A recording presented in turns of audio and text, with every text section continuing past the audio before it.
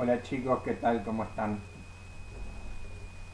Hoy vamos a hablar un poquito sobre el cuento Casa Tomada de Julio Cortázar, eh, que tengo acá, la edición esta que hizo dentro del Plan Nacional de Lectura, ¿sí? Que están todas las escuelas. Eh, pero al ser un texto originalmente escrito en castellano, cualquier edición que ustedes manejen va a decir exactamente lo mismo. Bien, em, Casa Tomada lo estudiamos dentro del tema de género fantástico, ¿sí? Es probablemente uno de los cuentos más leídos de Julio Cortázar y también uno de los cuentos que no sé por qué siempre los profesores eligen para dar en el secundario, ¿sí? Así que es uno de los más visitados por los sufridos alumnos de escuela secundaria. Eh, Supongo que es porque es un ejemplo muy claro de género fantástico y también porque habilita muchas otras interpretaciones y lecturas, ¿sí? Trataré en este video de sintetizar, resumir algunas de esas interpretaciones como para poder tener una idea de eh, lo polisémico que es el relato, la cantidad de interpretaciones diferentes que habilita. Ninguna de estas que le voy a decir la inventé yo, no estoy tratando de hacer aquí un ejercicio de originalidad con respecto a mi lectura del texto, sino solamente un pequeño resumen, ¿sí? Una compilación de algunas de las eh, interpretaciones y teorías más conocidas que hay sobre el relato. Bien, para empezar, hablemos sobre la cuestión del género fantástico. Saben que el género fantástico se define principalmente a partir de dos cuestiones. La irrupción de un elemento extraño dentro de un contexto aparentemente cotidiano y la incertidumbre que genera en el lector no poder determinar si el conflicto debe explicarse a partir de eh, una interpretación racional o sobrenatural, podríamos decir. Por lo tanto, cualquier relato de género fantástico va a habilitar por lo menos dos lecturas diferentes, dos interpretaciones diferentes, que serían la racional y la sobrenatural. En el caso de Casa Tomada, el conflicto sería esta fuerza que va ocupando la casa, este elemento innombrado que va ocupando la casa y va desplazando de la casa a sus habitantes originales, que son el narrador y la hermana, ¿no? Muy bien. Eh, Como ese elemento nunca es explicitado, nunca se nombra qué es lo que toma la parte de atrás de la casa y después toma la parte de adelante, claro, uno puede interpretar, llenar ese vacío con lo que uno quiera, ¿no es cierto?, como lector. Por poner dos ejemplos sencillos, diríamos que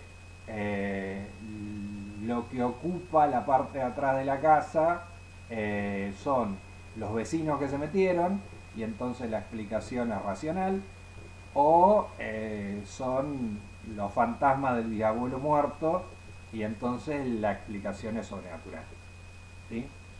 Y si fueran marcianos sería de ciencia ficción, pero es que no sabemos nada, no sabemos qué es lo, no sabemos qué es lo que ocupa las habitaciones traseras de la casa, entonces claro, cada uno puede rellenar eso con lo que quiera, ¿no es cierto? Entonces, Más allá de esas dos interpretaciones que podríamos decir son las básicas y son compartidas por cualquier texto que pertenezca al género fantástico, eh, me gustaría tratar de profundizar un poquito más y abrir algunas otras líneas de lectura. Eh, para empezar, una cosita que tiene que ver con la distinción entre el género fantástico y algo que llamamos realismo mágico, que es también como un subgénero bastante característico de Latinoamérica y que mucha gente relaciona en Argentina particularmente con la obra de Julio Cortázar. Eh, es muy tenue la distinción entre estos dos géneros, pero digamos que en teoría pasa la diferencia por la naturalidad con la que los personajes asumen lo extraño dentro de la lógica del relato. Entonces, cuando en un cuento fantástico a un personaje le parece ver un fantasma, es común que dude de su propia percepción, dude de si soñó, de si sufrió una alucinación, eh, dude de su propia cordura, porque todos sabemos que los fantasmas no existen. Entonces, si a un personaje que pretende ser un personaje común y cotidiano, en un momento le parece ver un fantasma, igual que nos pasaría a cualquiera de nosotros, va a dudar de su propia percepción. Ahora, si nosotros vemos de qué manera los personajes de Casa Tomada asumen la manifestación de lo extraño, esta fuerza extraña que toma la parte de atrás de la casa, nos damos cuenta de que en realidad si hay alguna sorpresa es mínima. Es tomado esto como con bastante naturalidad. Es más, cuando el narrador escucha esos ruidos que hacen que él entienda que la parte de atrás de la casa está tomada, se lance sobre la puerta de roble para cerrarla, después de eso, vuelve a la cocina a calentar el agua para el mate. O sea, dentro de todo, digamos, tampoco es que se perturbó tanto. Cuando el agua para el mate está caliente, recién ahí va hasta donde está Irene y le dice, así muy escuetamente, tomaron la parte de atrás. Y tampoco le tiene que dar como ninguna explicación más. Como cuando le dice eso solo, ella ya entiende lo que pasó, sabe lo que pasó, ni siquiera entre ellos hablan de qué es ese ente o esa fuerza que toma la parte de atrás de la casa, como que ellos dos ya lo tienen clarísimo. En ese sentido, cabe preguntarse si lo extraño dentro de Casa Tomada es extraño para los personajes o solamente es extraño para nosotros los lectores, porque ellos parecen asumirlo con bastante normalidad, ¿sí? Obviamente es un elemento que genera temor. Fíjense que él en las dos ocasiones, una vez se tira sobre la puerta para cerrarla y la otra vez salen corriendo. Es un elemento que a ellos los atemoriza en alguna forma, pero que no parece sorprenderlos del todo, ¿sí? En ese sentido, aunque una posibilidad sea considerarlo dentro de entonces el género fantástico, otra posibilidad sería considerarlo dentro del realismo mágico. Pero es cierto que los dos géneros tienen muchísimas coincidencias y poquitas diferencias, ¿sí? Muy bien, ahora paso a algunas interpretaciones un poquito más complejas y que requieren un nivel más profundo de análisis del texto, ¿sí? Hay algunos críticos que interpretan que Casa Tomada en realidad es una especie de alegoría, que se puede hacer una interpretación de carácter psicológico, ¿sí?, del relato, que tiene que ver principalmente con, si es una alegoría, a veces es pensado como si fuera que la casa representa el yo o representa la mente, porque esto es tomado del psicoanálisis. Como justamente durante el mayor éxito de la obra de Julio Cortázar, el psicoanálisis estuvo muy de moda, entonces no es raro encontrar lecturas psicoanalíticas, que lo que va tomando la casa entonces en realidad es como una metáfora de, por ejemplo, la locura que va invadiendo la mente, ¿no es cierto? En ese caso, cuando la interpretación es alegórica, el fantástico está puesto al servicio de esa alegoría o de esa metáfora, ¿no es cierto? Sería como cuando algunos autores interpretan en La Metamorfosis de Kafka que eso es una alegoría acerca de la persecución o la discriminación a la que era sometido el autor. Eh, entonces se usa, digamos, el género fantástico para en realidad estar hablando de otra cosa, ¿no?, de un elemento de la realidad, como, no sé, como los dinosaurios de Charlie García, ¿sí?, una cosa así. Bien,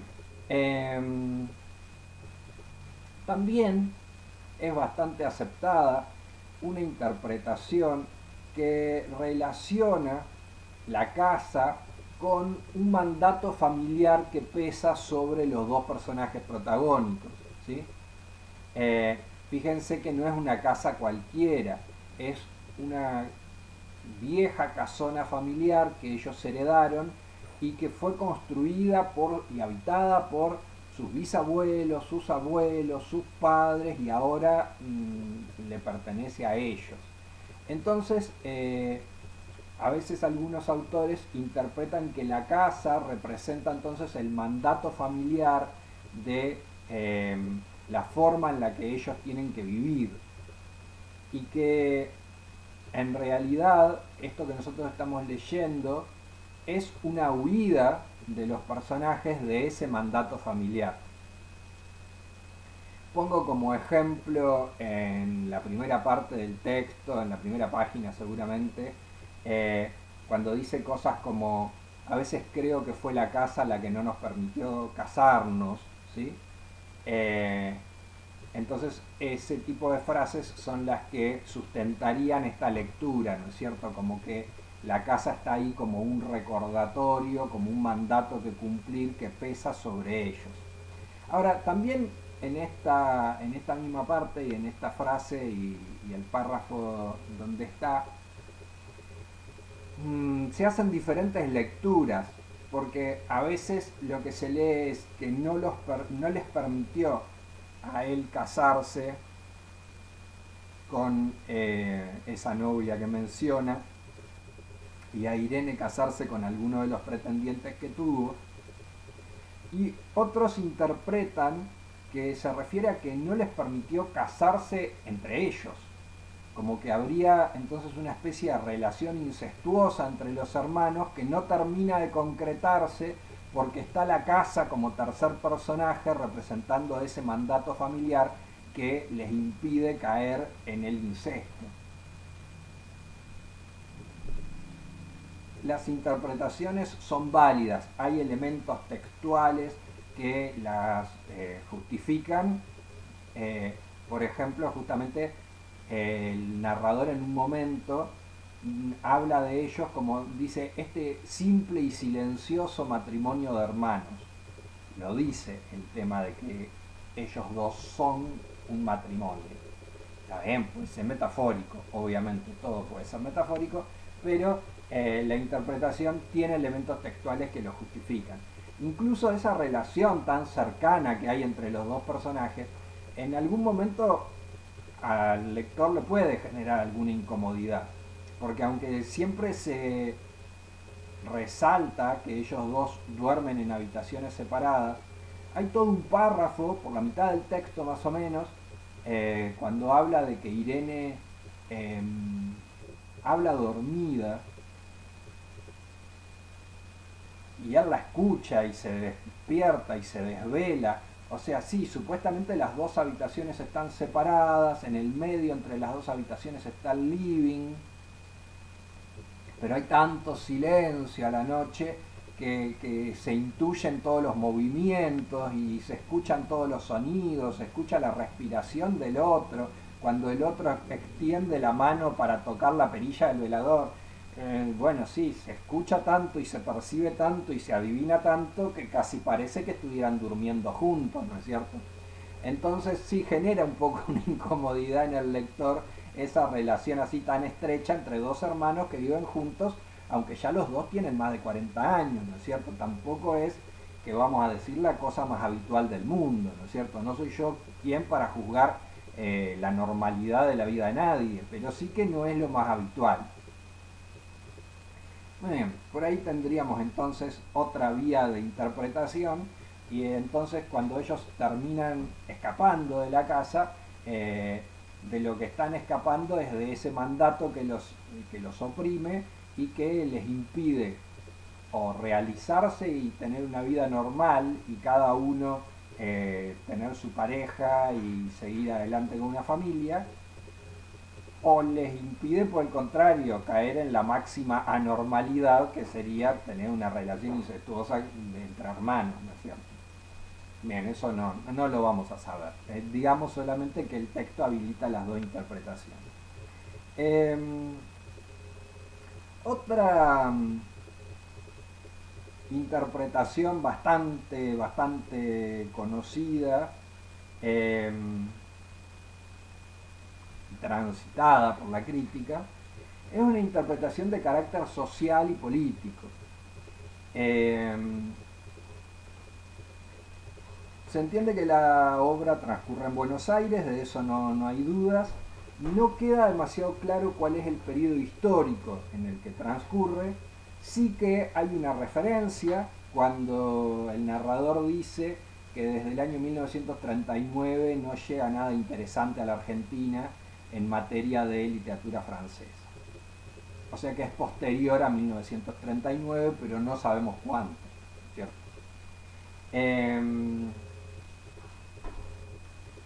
Ahora bien, si analizamos por los datos que tenemos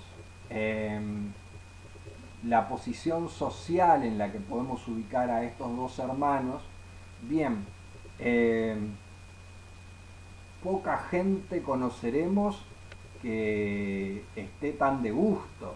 O sea, no hacen absolutamente nada en su vida, ninguno de los dos trabaja y simplemente dice que todos los meses llega la plata de los campos y su cuenta bancaria aumenta y aumenta y aumenta, es decir, no llegan nunca a gastarse los ingresos que tienen simplemente porque provienen de una familia muy rica. Nunca trabajaron, no fueron ellos los que construyeron esa casa, no fueron ellos los que compraron esos campos, es todo simplemente una cuestión de una gran fortuna heredada que les permite vivir en la más absoluta inactividad, porque no hacen nada. Pero es que ni siquiera parece que hicieran gran cosa para divertirse. O sea, hay una parte en la que cuando ya la mitad de la casa estaba tomada, supuestamente antes Irene se dedicaba a su tejido y él a su literatura francesa que tanto le gustaba. Bueno, con él.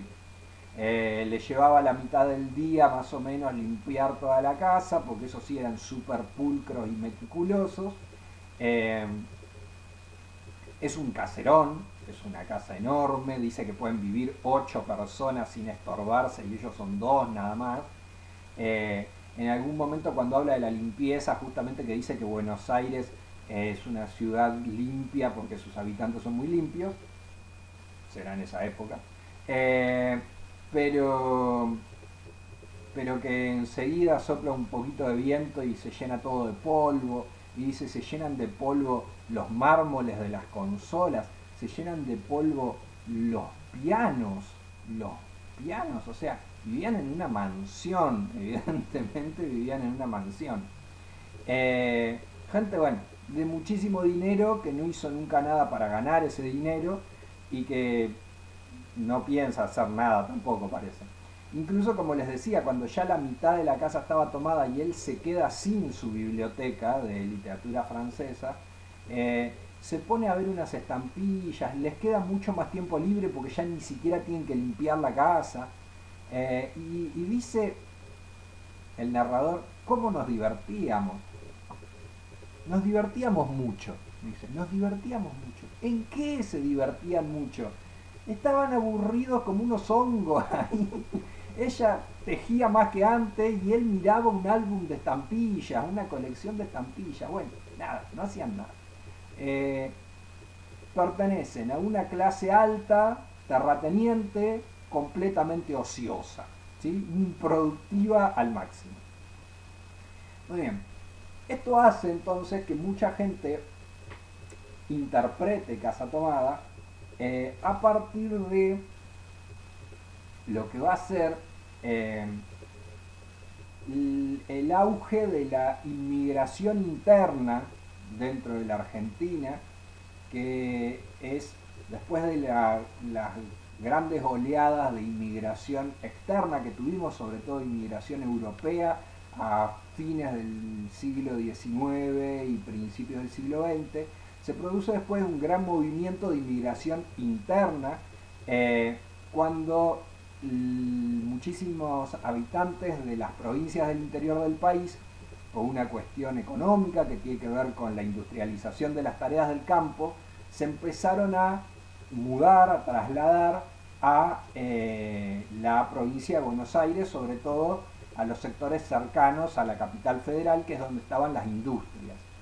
Bueno, esto generó en buena medida los grandes bolsones de pobreza que rodean a la capital federal y al conurbano bonaerense, ¿no es cierto? Porque era gente que venía sin nada y donde se producen los primeros asentamientos que se llamaron villas miserias. Bien, esta oleada migratoria interna fue vivida como una especie de invasión por las clases sociales acomodadas de Buenos Aires, ¿no es cierto? Y tiene mucho que ver también con que la expresión política que va a tener esa migración interna se va a cristalizar en el peronismo que va a aparecer en 1945, digamos. O sea que es muy posible asociar por la fecha con la que estábamos trabajando a Casa Tomada con el peronismo.